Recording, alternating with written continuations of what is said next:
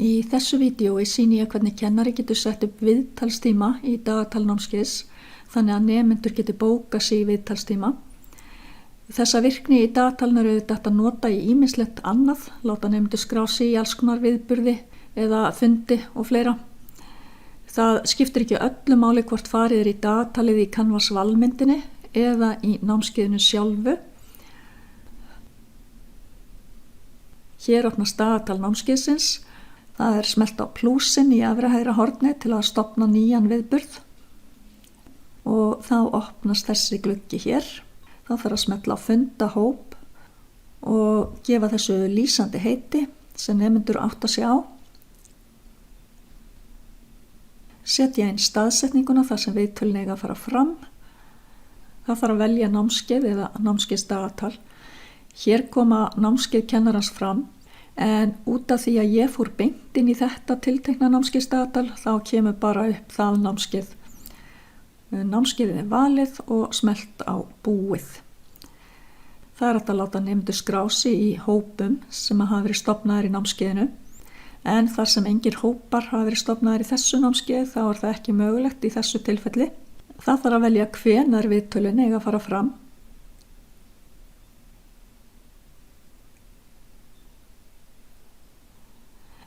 Það hægt að bæta við dagsetningum og láta viðtalstímana ná yfir fleiri daga ef þörf krefur. Hér fyrir neðan tímanum skipt niður í hæfilega búta. Það smellt á byrja og þá raðast viðtalstímarnir upp í reitin fyrir ofan. Fyrir neðan boðið upp á nokkra valmöguleika. Það hægt að velja hve margir nemendur mega bóka sig í hver tíma og það hægt að velja að nemendur megi sjá hverjir hafa bókað sig í tíman á undan þeim. Ef aðeins einn nemandi má bóka sig í hvern tíma, þá geta nemendur ekki séð hverjir bóka sig í hvaða tíma, vegna þess að nemendur sjá alltaf bara þá tíma sem eru lausir í dagatalinu. Það hægt að takmarka á hve marga fundi eða í hve mörg viðtöl í þessu tilfelli nemandi getur bókað sig. Hér fyrir neðan hægt að setja inn nánari upplýsingar. Að lokum smellt á birta og þá dettur þetta hér inn í námskeiðsdagatalið. Hér hef ég skráð mig inn sem nemandi í námskeiðinu. Hann getur farið hér í námskeiðsdagatalið eða í dagatalið í Canvas valmyndinni. Það skiptir ekki öllu máli. Nemandinn þarf að smetla á hnappinn finna fund hér hægra megin og þá hann beðinn að velja námskeið.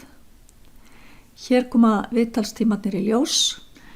Nemandinn smellir á viðtalstíma til að bóka og hér koma upplýsingarnar frá kennaranum fram staðsetningu og annað og nemandinn smellir á taka frá.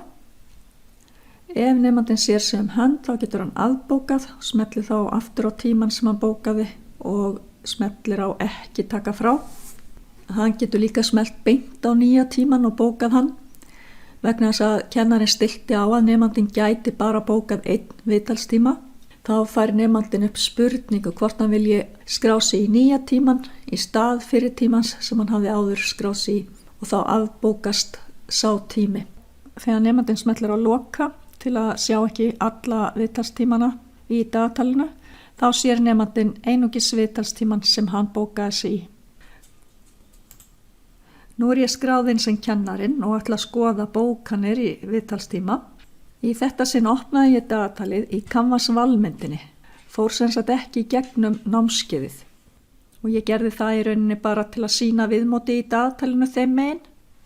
Til að fá upp rétt námskeiðsdagatal þá þarf að velja námskeiðið hér hægra megin.